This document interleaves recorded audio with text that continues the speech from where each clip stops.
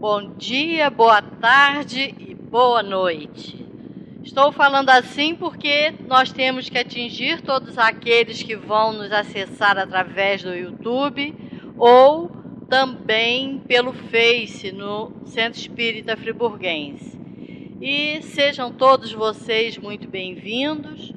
Vamos hoje, com alegria, contar com a presença do nosso irmão Rogério, que já está fazendo parte aqui da casa, né? E com isso nós vamos com certeza podermos homenagear aquele que ontem, se tivesse encarnado, né, teria assim muito tempo. Então nós estamos agradecidos e vamos elevar os nossos sentimentos através da prece para passarmos para o nosso irmão. Deus querido Pai, obrigada, Senhor, pela oportunidade que estamos tendo de aqui nos encontrarmos, de participarmos desta casa que nos é tão querida. Que essa reunião transcorra, portanto, em clima de muito aprendizado para todos nós. Obrigada, Senhor, por mais esse encontro. Graças a Deus e que assim seja. E com vocês, Rogério, falando sobre o nosso Allan Kardec hoje.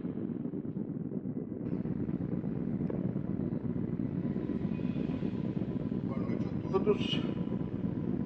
Estão ouvindo? Tá bem aí, Renato? O som tá bom?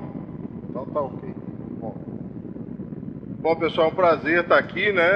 Agora a gente, além das palestras presenciais, a gente está sempre ligado aí à internet. Já era uma realidade do Centro Espírita Friburguense, mesmo antes, né, dos dias que nós estamos vivendo, a palestra já era transmitida, já era captada aqui ao vivo. Mas hoje é ainda mais acessada, até porque, né, nós somos aqui muito menos do que normalmente seríamos se nós não estivéssemos vivendo a situação que estamos vivendo hoje. Bom, a Ângela antecipou ali, né, que ontem, dia 3 de outubro, comemoraríamos aí os 216 anos do senhor Allan Kardec. Eu imagino o que ele teria feito, né? Porque se em 14 ele fez o que fez, 216 a coisa ia ficar complicada para os espíritas estudarem. Mas, então nós estamos, além disso, comemorando aí sempre, né, os 100 anos da Casa Espírita, os 100 anos do Centro Espírita Friburguense, porque se já não é fácil fundar uma casa espírita, o que se dirá de manter uma casa espírita funcionando de forma ininterrupta por 100 anos. Né? Eu, às vezes, vou lá no João Batista, lá em Amparo, também outro exemplo, né, de longevidade aí das casas espíritas. Então, fica aí os parabéns também para todos nós aí pelos 100 anos do Centro Espírita Friburguense. A ideia é nós falarmos de Allan Kardec trazendo para hoje, porque nós normalmente temos a facilidade de mantermos as coisas meio distantes de nós. É assim com Jesus, é assim com qualquer filósofo. Mas isso é naquela época, né, distante. E aí você fala em Paulo, fala, mas isso era Paulo, rapaz, né? Quem sou eu, né? E a gente cria uma certa distância. E assim também com a proposta do senhor Allan Kardec e os espíritos superiores. Trazem essa doutrina, nos apresentam essa doutrina, lançam o livro inaugural, né, um livro inaugural em 1857. Né, o Cosme Massi tem dito que, na realidade, Allan Kardec nasceu em 18 de abril de 1857, né? Porque de 1804 até 1857 era Hippolyte Léon Denisard de Rivaio. Allan Kardec realmente nasce, né? A figura, o nome, nasce em 18 de abril de 1857. Só que nós, muitas vezes, também pensamos nessa facilidade de publicar obras. Quando nós falamos nas obras fundamentais da doutrina espírita, nós começamos dizendo assim, olha, não, lançou o livro dos Espíritos, lançou o que é o Espiritismo, lançou o livro dos Médiuns, lançou... E como se isso fosse uma coisa, assim, muito fácil, né? Na realidade, ele começa o trabalho em 1855. Lança o Livro dos Espíritos em 18 de abril de 1857 com apenas 501 questões, com apenas 501 itens.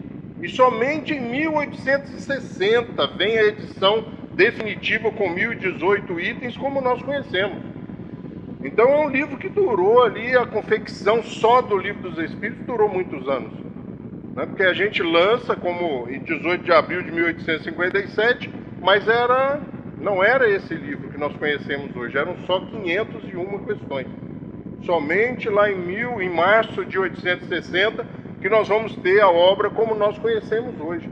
Então é uma obra que foi evoluindo pela urgência, editou-se, publicou-se e continuou-se a trabalhá-la, para que nós tivéssemos ali a partir de 1860 o Livro dos Espíritos como nós conhecemos hoje.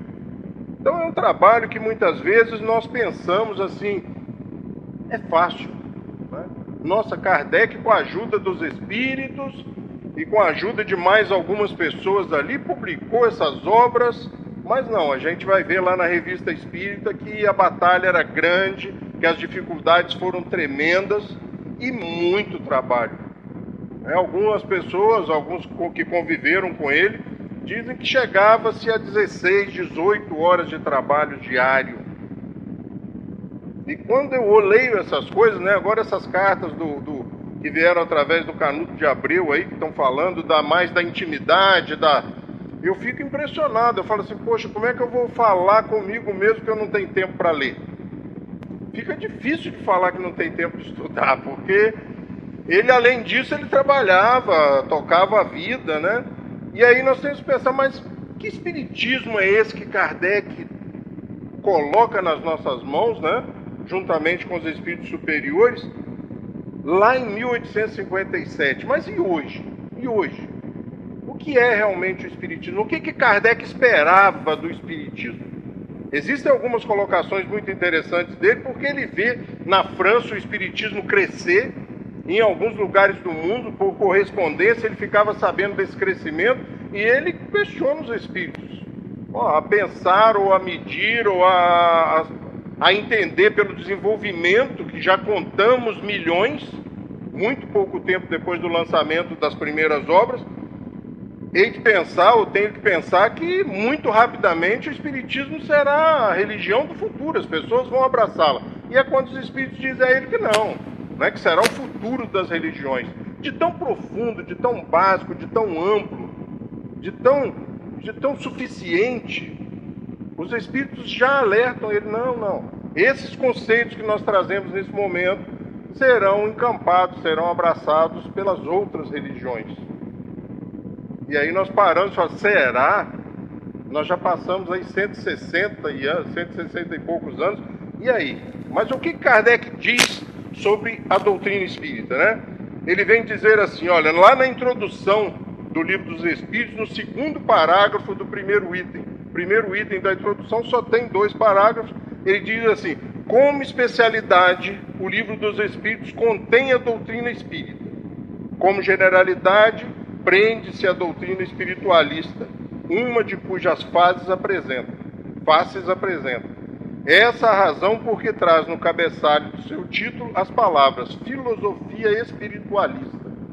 É muito comum você, estudando as obras básicas, perceber que Kardec chega a afirmar que o espiritismo se prestava a outras religiões. E hoje nós sabemos que era totalmente vetada a possibilidade de discussões religiosas dentro da Sociedade Espírita de Estudos. Ali naquele momento em Paris, ele não admitia, e o estatuto da casa não permitia a discussão. Por quê? Porque pessoas de outras religiões participavam. Porque era uma filosofia espiritualista, era uma ciência, uma nova ciência. E ele lança o Livro dos Espíritos, dividindo, né? Quando eu falo ele lança, gente, é assim, subentende-se ele e os espíritos superiores, né? Porque senão ficaria Allan Kardec e os espíritos superiores o tempo todo, né? Então ele traz a estrutura geral do Livro dos Espíritos, que é a base. Por quê? Porque ele disse aqui anteriormente que o Livro dos Espíritos contém a doutrina espírita. E aí eu vou contar uma história aqui, eu não sei se a Ângela já me ouviu falar isso. Talvez há 30 anos atrás, eu assistindo ainda meio neófito ainda na doutrina espírita, né? Frequentava mais aos sábados Bezerra e ocasionalmente ia às sextas-feiras, porque eu morava lá em Bom Jardim, e me apareceu lá uma pessoa que eu acho que foi a primeira vez que eu vi, né? O doutor José Manel chega lá e no meio da palestra ele me solta lá uma pérola que me incomodou muito. Ele disse assim: nessa obra você encontra a resposta para tudo. Eu falei: ah, meu filho, é ruim. Como é que um livro pode fazer isso? E lutei durante esses 30 anos aí. Zé Manuel desencarna e eu não consegui contrariá-lo, né, dizendo a ele que ele estava errado. Por quê? Porque Kardec, né, na minha experiência, eu ainda não sabia disso. Kardec diz: o Livro dos Espíritos contém a doutrina espírita. Estrutura-o dividindo em 4 livros, em 4 grandes tópicos, né? A primeira parte ali das causas primárias, a segunda parte o mundo espírita, o mundo dos espíritos, a terceira como a parte terceira das leis morais e a quarta das esperanças e consolações. E aí nós começamos a ver a parte didática dele, né? Falou: olha, que eu vou separar, por quê? Porque como um livro pode conter toda a doutrina espírita? E aí ele começa a fazer o desmembramento, começa a desenvolver aquilo que no Livro dos Espíritos eram somente teses.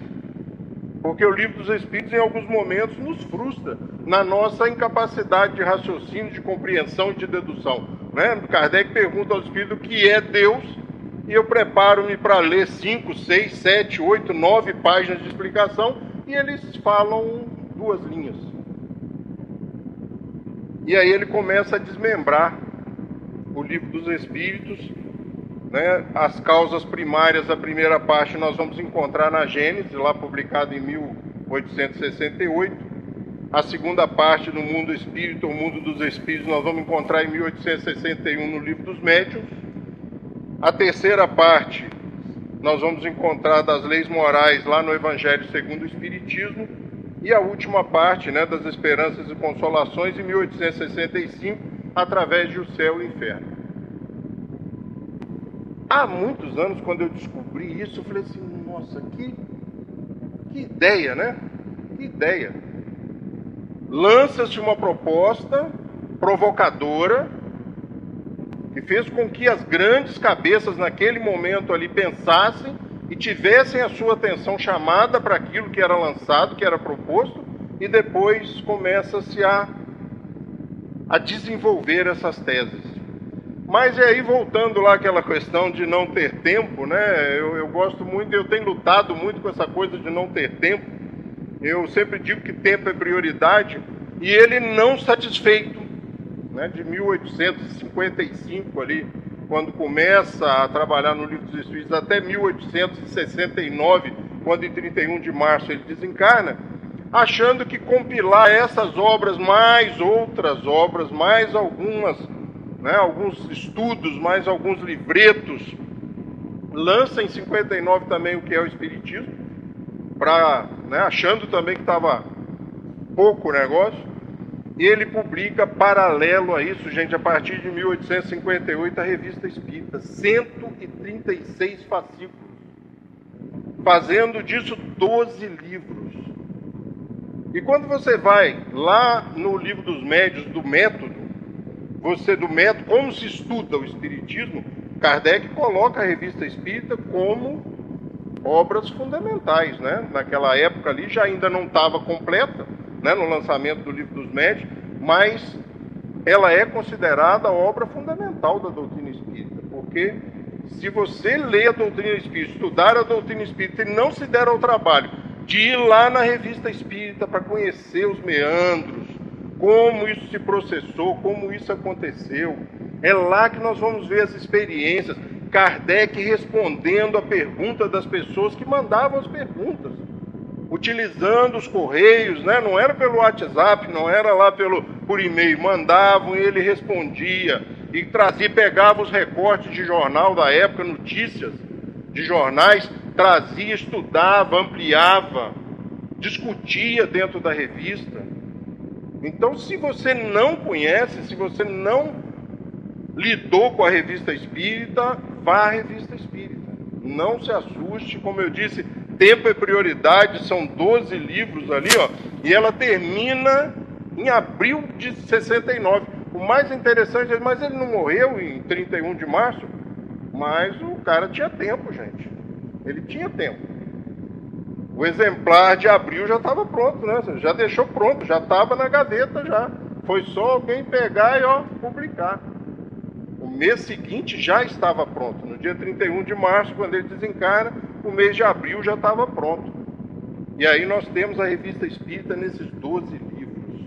E eu volto lá ao tempo, né? Como espírita, eu vou falar assim: ah, mas você não conhece minha vida, Anjo. Eu não tenho tempo, minha filha. Minha vida é uma correria danada. Fica complicado. Eu parei de falar, pelo menos eu parei de falar. Às vezes eu até penso, mas perdi pelo menos a coragem de falar que não tenho tempo. Porque, como eu sempre digo, tempo é prioridade, né? Eu não tenho tempo. Você precisa ir para academia. Eu não tenho tempo para ir para... Roberto, que isso? Como é que eu vou para academia, rapaz? Você não sabe da minha vida? Eu vou arrumar tempo aonde para ir para academia? Pois bem, basta um pequeno, uma fissurazinha, um infartozinho leve. Vai-se para o hospital, recupera-se rapidamente, voltando para casa, no outro dia você tem tempo de manhã, de tarde, de noite para ir para a academia. Ou seja, tempo é prioridade, é aquilo que nós escolhemos. Quando nós falamos não tenho tempo para estudar, no caso da doutrina espírita ou qualquer outro estudo, nós estamos colocando aquela ação em segundo plano. Ou seja, eu tenho inúmeras outras prioritárias. E pior ainda, espíritas, quando a gente fala, quando eu me aposentar, esse é um perigo. Espírita falar um negócio, não, quando eu me aposentar, aí eu vou fazer o autodidatismo, vou fazer filantropia, caridade na sua mais ampla acepção, segundo o Evangelho, segundo o Espiritismo. Você vai ver, me aguarde, e aí desencarna um mês antes, né, da aposentadoria. A gente pode correr esse risco, porque nós não sabemos, né? Ah, mas tem outras chances. E aí, em 1859, ele me lança, né, o que é o Espiritismo, e eu trouxe um pedacinho, o primeiro parágrafo ali, o primeiro ponto que eu encontrei do preâmbulo ali, o prefácio do que é o Espiritismo, que ele diz assim: as pessoas que só têm conhecimento superficial do Espiritismo são, naturalmente, inclinadas a formular certas questões cuja solução podiam, sem dúvida, encontrar em estudo mais aprofundado dele. Porém, o tempo e muitas vezes a vontade lhes faltam para se entregarem às observações seguidas. Antes de empreenderem essa tarefa, muitos desejam saber, pelo menos, do que se trata e se vale a pena ocupar-se com tal coisa. Olha só,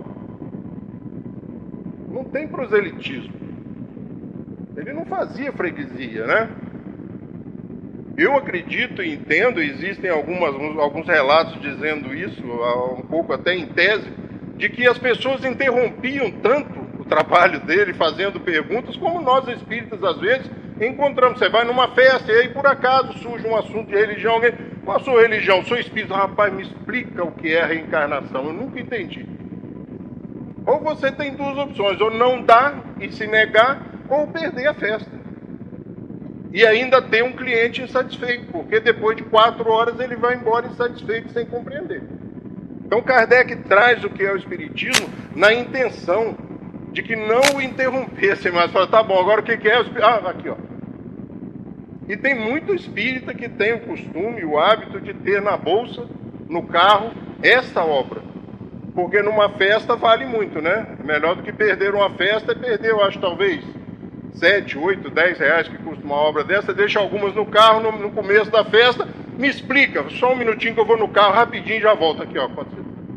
E dá o livro de presente, né? Essa é uma tática boa não para ensinar o espiritismo, mas pelo menos para se ver livre dessas pessoas que querem compreender uma ciência, né, durante uma festa. Com som alto, então, seria uma beleza, né? Ficaríamos rouco antes que ele entendesse alguns termos e algumas terminologias necessárias para se compreender o processo reencarnatório.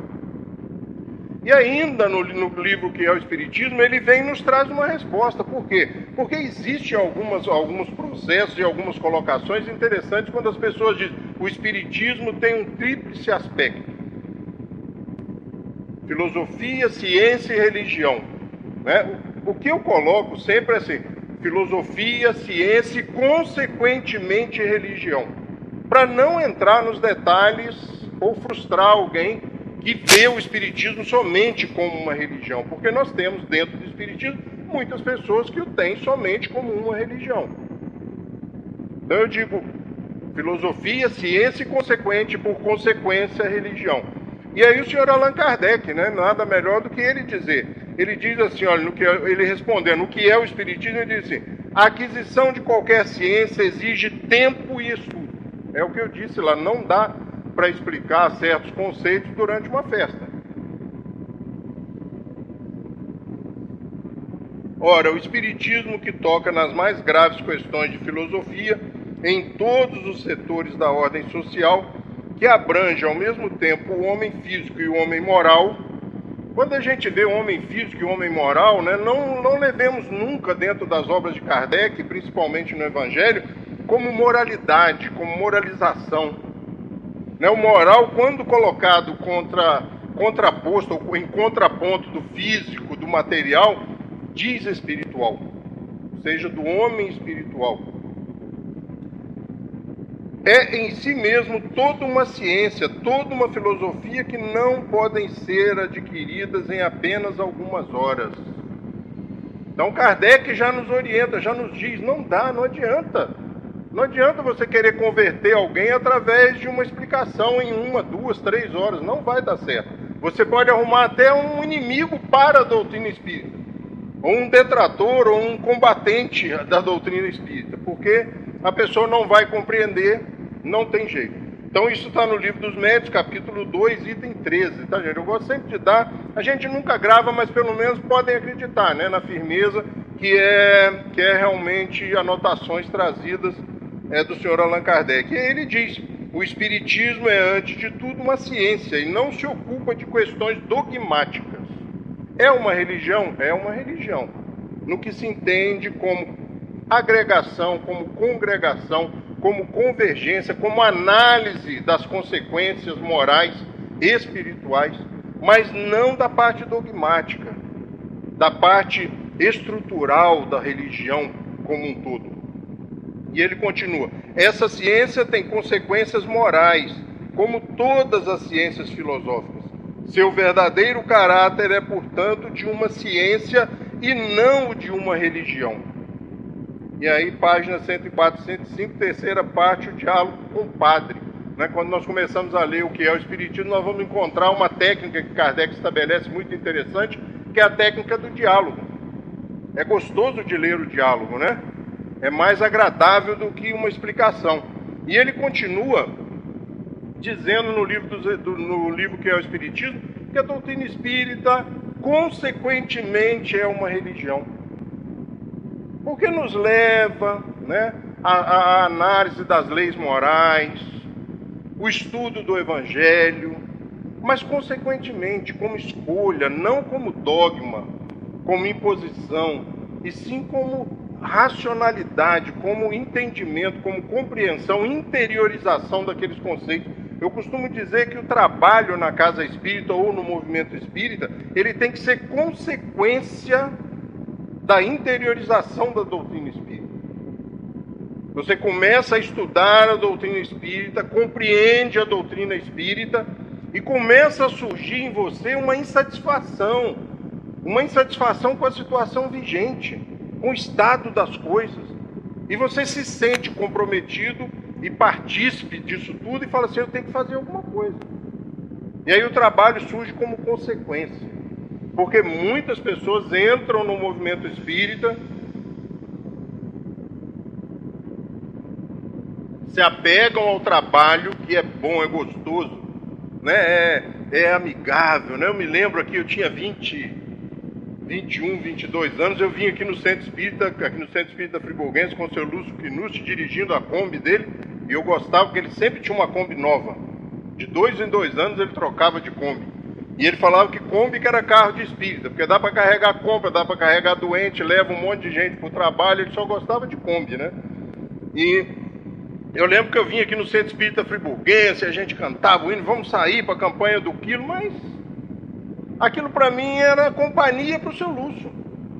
Ele havia feito já algumas cirurgias e estava meio convalescente, eu comecei a trazê-lo e me apeguei ao trabalho e à companhia das pessoas, né? Antônio Lambré e aquelas pessoas, e comecei a fazer uma amizade com o pessoal que tinha um pouquinho mais de idade do que eu. Eu tinha uns 22, 23 talvez, não me lembro bem. Ah, vamos lá no Colonial 61, gente. Era uma barraca com os 2 bancos de cada lado. Era uma barraca onde as pessoas embalavam legumes. A estrada de terra, a gente pegava o ônibus na rua Monte Líbano para ir fazer um trabalho no 61. Quando você chegava lá, a sobrancelha, e eu tinha cabelo, estava tudo vermelho, era tudo ruivo. Espíritas todos ruivos. Poeira. Aquilo para mim era um barato, mas era por quê? Porque era um barato, era um monte de gente, vamos lá e vamos aplicar passe, vamos... Mas não tinha o sentimento que eu tenho hoje quando eu me proponho a fazer alguma coisa. E o mais importante, não tinha a disposição, o ânimo que eu tenho hoje. Porque quando eu entro numa briga hoje, não tem esse negócio de pensar que dá para perder. Quando eu entro num trabalho, eu detesto falar, vamos fazer um negocinho, um projetinho, uma palestrinha, fluidificar uma aguinha, magnetizar uma aguinha, aplicar um passezinho no final da palestra. Não estou fora. Isso é o quê? Isso é resultado dessa interiorização. Se é para fazer, vamos fazer. Para fazer mal feito não dá, porque o patrão é exigente. Qualquer coisa feito mais ou menos em nome de Jesus não dá, não condiz com a pessoa, não condiz com o espírito, não condiz com a ideia, com a proposta, né? E aí nós vamos encontrar lá nos anos 70, no começo dos anos 70, um grande estudioso da doutrina espírita, que foi me apresentado lá nos anos 80, uma pessoa lá um dia, lá na Sociedade Espírita Bezerra de Menezes, na associação, me disse assim, você já leu Herculano Pires? Não. Vou começar a te emprestar uns livros dele. Porque você fala umas coisas meio estranhas assim. Eu achei até que você já tinha lido os livros dele. E aí me emprestou um primeiro. O nome é complicado, gente. É difícil de lembrar. Se vocês tiverem oportunidade, ele chama O que é o Centro Espírita. Não tem jeito de esquecer, né? O que é o Centro Espírita. E eu li esse livro e fiquei impressionado. Uma das frases que estão lá é essa aí, ó. Se os espíritas soubessem o que é o Centro Espírita, quais são realmente a sua função e a sua significação, o espiritismo seria hoje o mais importante movimento cultural e espiritual da Terra. José Herculano Pires. Se a frase é meio bombástica, assim, meio chocante, se lê o texto inteiro, dá um certo desespero. Ou me deu naquela época um certo desespero. E aí, paralelamente a isso, eu conheci um outro grande estudioso da doutrina espírita pelas mãos da mesma pessoa. Joaquim Aragon. Ele me apresenta Hermínio Correia de Miranda. E aí eu comecei a ficar curioso. Ele falou que eu vou estudar Kardec, porque o que esses homens falam não é o que eu entendo de doutrina espírita. E aí eu comecei a estudar um pouquinho a doutrina espírita. Ele traz uma outra colocação também, o Herculano Pires, não o Hermínio, mas o Herculano ainda. Ele diz assim, Jesus ensinou a orar e vigiar, recomendou o amor e a bondade, pregou a humildade, mas jamais aconselhou a viver de orações e lamúrias. Santidade fingida, disfarçada em vãs aparências de humildade, que são sempre desmentidas pelas ambições e a arrogância incontroláveis do homem terreno. O homem pegava firme, forte. Quando ele chega lá, olha só, mudei o assunto, né? Mas por que Herculano Pires é considerado hoje no movimento espírita a melhor cabeça, a melhor régua que mediu Kardec. Ele é considerado a pessoa hoje, as suas obras, quase 100 obras, são consideradas a melhor forma de se encontrar e mensurar Kardec, a grandiosidade de Allan Kardec. O homem era um gênio. Para sua época, então, ele desencarna em 79, 80, não me recordo bem.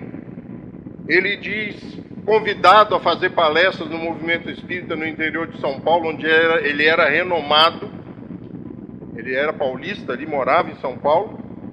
Ele começou a se negar a fazer palestras e as pessoas, mas professor, que isso, professor? Eu falei, não, meu filho, não vou fazer mais. E as pessoas, mas eu sei, o senhor está... Não, não é a idade. O problema é que nós espíritas deixamos de fazer espiritismo de vivos e passamos a fazer espiritismo de mortos. Vê que ele não tinha meias palavras, né?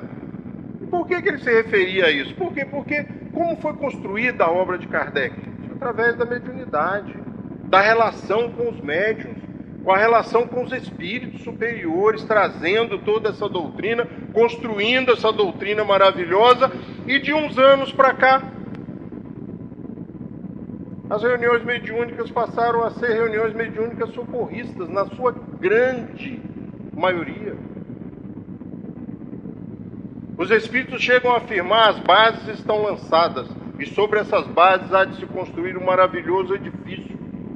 E na grande maioria das vezes, quando olhamos atentamente, nós assentamos alguns tijolos, mas talvez não tenhamos chegado na primeira laje. Depois que alguns nomes, como Herculano Pires, como Hermínio Corrêa de Miranda e como outros estudiosos deixaram a obra, se aposentaram. E a gente pensa, onde a ampliação? Ah, mas Kardec já disse tudo. Não foi o que ele disse.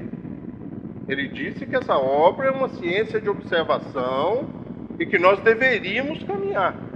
Kardec deixa o perispírito lá, quando desencarna em 69, o conceito perispírito, e até hoje, poucos progressos. E é onde tudo acontece, né? É o registro de tudo. É a forma. É o registro do nosso próprio corpo físico. É o registro da nossa consciência. É onde fica gravado temporariamente as nossas relações, as nossas experiências, os nossos estudos, até que nós vamos dormir. E aí, num processo, acontece uma transferência do nosso cérebro físico para o nosso cérebro perispirítico. E aí nós gravamos, aí acabou, aí é para sempre. Aí é para sempre. Mas eu não me lembro. Aí é outra questão. Aí são questões de prioridades, de escolhas, de momento. Em certo momento, quando as coisas apertam, o que acontece normalmente é que veio uma ideia brilhante, tem um insight. De onde vem? Ah, foram os espíritos que ditaram, que falaram. Pode ser, mas também do nosso subconsciente, dos nossos registros mnemônicos. Janelas ali se abrem e nós acessamos algumas experiências, algumas informações. Mas continuando as colocações, para a gente até terminar as colocações, porque eu sei que texto é cansativo, mas eu mudei um pouco o meu jeito de trabalhar a doutrina espírita, quando me proponho a isso. Eu acho que a gente tem que voltar a se ater às obras básicas na sua base, né? Ir para o colégio, estudar na escola, como nós fomos treinados e condicionados, não era uma coisa muito agradável, mas nós íamos. Alguns professores conseguiam transformar isso numa experiência muito legal. E aí ele diz assim, continuando, olha, e aí é lá no Evangelho, aqui nós já mudamos lá para o Evangelho, para o capítulo 19, o capítulo da minha preferência. Aí eu me entusiasmo com esse capítulo, para que nós pensarmos um pouco no conceito de fé. trazer esse conceito para hoje, trazer Kardec para hoje, trazer as informações, os ensinamentos para hoje, tirar da história, trazer para hoje. Porque quando se fala em fé, é uma palavra muito desgastada e as pessoas normalmente pensam em religiosismo, igrejismo, beatitude, pensa no piegas. E aí lá no item 3, lá no comecinho lá do capítulo, ele diz assim, logo depois de falar, né, de que Jesus fica bravo, e as pessoas, não, Jesus não ficava bravo, não, ele ficava bravo. Ele não era movido pelos mesmos sentimentos que nós. Ó raça incrédula e depravada, até quando estarei com vocês? Será possível que vocês não conseguem tirar um espírito, convencer, por quê? Porque as técnicas são de convencimento. Convencer um espírito a se afastar de uma criança? Tragam-me aqui essa criança. E aí logo depois de falar dessa ascendência moral, dessa vontade, dessa disposição no campo moral, no campo do intelectual, de remover as montanhas, né, da má vontade, da incredulidade, do fanatismo, ele diz assim, noutra acepção, entende-se como fé a confiança que sentem na realização de uma coisa, a certeza de atingir determinado fim. Ela dá uma espécie de lucidez que permite se veja em pensamento a meta que se quer alcançar e os meios de chegar lá. De sorte que aquele que a possui caminha, por assim dizer, com absoluta segurança. Num como noutro caso, pode ela dar lugar a que se executem grandes coisas. E aí a gente vai estudando o Evangelho e vai falar, vou ter fé, eu vou me concentrar para acreditar em Deus. Não era dessa fé que Jesus falava na grande maioria do Evangelho segundo o Espiritismo e na grande maioria do Evangelho. Não é dessa fé. Essa fé é inerente ao ser humano. Ele chega a afirmar e alertar-nos muitas vezes que é imprescindível a fé em Deus. Mas ele trabalha, exercita, provoca, incita, concita para que nós tenhamos fé em nós mesmos. Eu brinquei outro dia aí, escrevendo algumas coisas, dizendo da vontade e da boa vontade, né? Eu tenho certeza que hoje muita gente, durante o dia, ou ontem, hoje, falaram assim, logo à noite eu vou lá no Centro Espírita Friburguense. E não puderam vir. Isso é boa vontade. Agora vocês que estão aqui sentados tiveram vontade, determinação. Escolheram. Por quê? Porque deve ter acontecido um monte de coisa que poderiam ter desanimado vocês. Mas é dessa fé, dessa vontade, que ele coloca a fé e o tempo todo no capítulo 19, ele substitui a palavra fé por vontade. De nós acreditarmos nos nossos potenciais. E aí, para que nós compreendamos que a doutrina espírita é uma doutrina atual, viva, ativa, né? Kardec responde o que é o Espiritismo. Ele diz o que é o Espiritismo. Aí ele coloca como pergunta, para responder desde já, é sumariamente a pergunta formulada no título desse opúsculo, diremos que, né, para responder, nós vamos dizer que o Espiritismo é, ao mesmo tempo, uma ciência de observação e uma doutrina filosófica. Como ciência prática, ela consiste nas relações que se estabelecem entre nós e os espíritos. Como filosofia, compreende todas as consequências morais que dimanam dessas mesmas relações. Podemos defini-lo assim. O Espiritismo é uma ciência que trata da natureza, origem e destino dos espíritos, bem como de suas relações com o mundo corporal. Também está lá no preâmbulo do que é o Espiritismo. E a gente lê, estuda a doutrina espírita e acredita que era para aquele momento, que era para aquela fase. Muita gente fala, né? Vamos revisitar as obras básicas. Ué, mas já foram embora das obras básicas? A Federação Espírita Brasileira, há uns anos atrás, lançou uma campanha que o título já foi ruim. De volta às bases. Ah, então nós saímos das bases. Para voltar, você tem que ter saído. Não dá para sair dessas bases. Porque a doutrina espírita, ela tem que ser uma escolha. Como lá no capítulo 19, né, é dito, não dá para se impor. Não dá para se impor. É uma doutrina que conquista a gente através das respostas, das soluções, das propostas que ela nos apresenta de forma satisfatória.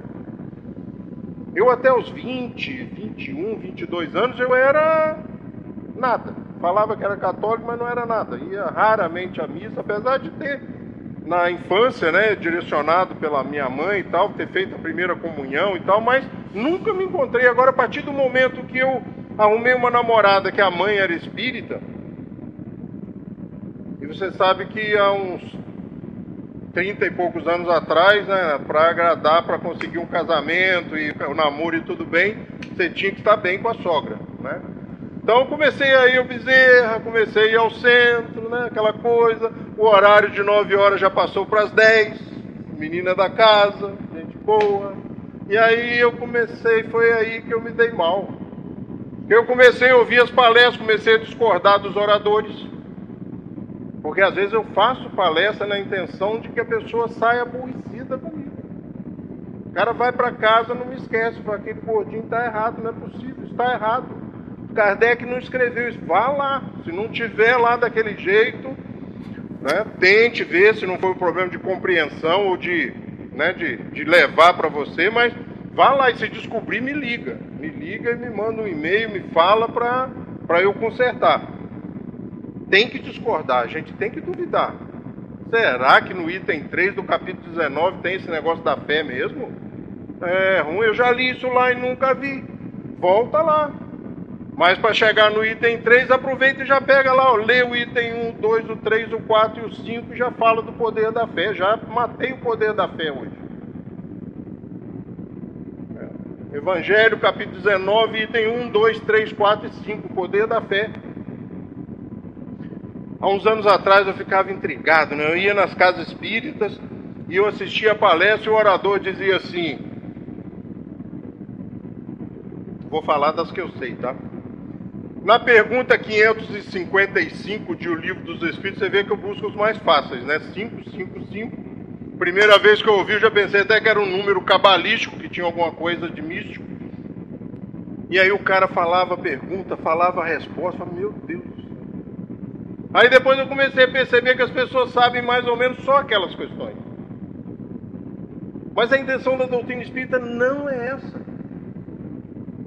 É fazer com que, estudando a obra da forma que ela foi concebida pedagogicamente, num processo inteligente de ensinar, você pega, segundo a recomendação do Rogério, não, do senhor Allan Kardec, o que é o Espiritismo. Tem muita gente há 20, 30 anos no movimento espírita que nunca leu o que é o Espiritismo. O que é isso? Eu já estudei as obras básicas, eu vou lá para quê? Vá lá que você vai levar um susto. Você vai levar um susto. Você vai entender coisas que você leu lá nas outras obras, que você não entendeu até hoje, aliás, você vai entender só depois de ler o que é o Espiritismo. Vai lá, ó, o que é o Espiritismo. 200 páginas? Não, 200 páginas. A primeira publicação, em 59, tinha só umas 100 páginas. E aí ele continuou trabalhando. Virou 200 do jeito que a gente conhece. O que é o Espiritismo? O Livro dos Espíritos. Gente, o que são 1018 questões? Nada. Mas tem A, B, né? Às vezes tem umas. Então, na realidade, não são 1018, né? São muitas. Mas depois vai lá no Livro dos Médiuns. E aí você vai estudar o Evangelho segundo o Espiritismo, a terceira obra. E aí, se você obedecer essa cronologia, essa forma didática, você vai ter uma outra compreensão, um outro entendimento. Por quê? Porque é o Evangelho segundo o Espiritismo. Se você não conhece o Espiritismo, você continua, apesar do auxílio, do socorro do senhor Allan Kardec e das orientações através das instruções dos Espíritos, você ainda continua preso a outras experiências. Mas quando você lê o que é o Espiritismo, o Livro dos Espíritos, o Livro dos Médiuns, chega no Evangelho, parece que o Evangelho cresce. Você começa a ler, começa a compreender, começa a entender, fala, meu Deus, agora, isso que aquele orador falou, que eu falei que ia pegar ele depois, eu não dá, isso. E aí você começa a compreender. E aí você chega no céu e o inferno, as consolações, né? E aí você começa a ver, eu costumo brincar, quando eu li o céu e o inferno, eu entendi por que que o céu e o inferno não deu certo. Não deu certo. Aí Kardec explica ali, os espíritos dão uma chance, as mensagens dos espíritos, que ele agrega ali, começam a explicar para você por que que não deu certo. Olha só, um lugar fechado, circunscrito, murado, portão alto, chave, na mão de um homem, tomando conta. Mas o lugar não é bom? Não é agradável? E a chave na mão do homem, sabe por quê, gente? Porque nenhuma mulher ficaria lá no céu. Bastaria saber, como mãe, que um só dos seus filhos não pudesse estar ao seu lado, que elas pulariam o muro, fugiriam, iam embora e prefeririam estar no inferno. Por isso que não deu certo. Por isso que virou uma historinha.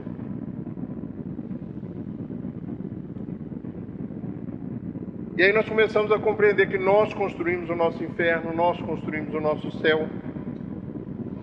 E aí as pessoas vão ler André Luiz, sem estudar a doutrina espírita. E aí a gente abre o umbral, como o espírita... Não, isso é a paixão, né, do espírita. Doutrina espírita umbral, foi umbral. Porque a maior parte fala que vai para o umbral, eu estou fora, não conte comigo. De jeito nenhum. E o cara tira como metro, como medida, André Luiz.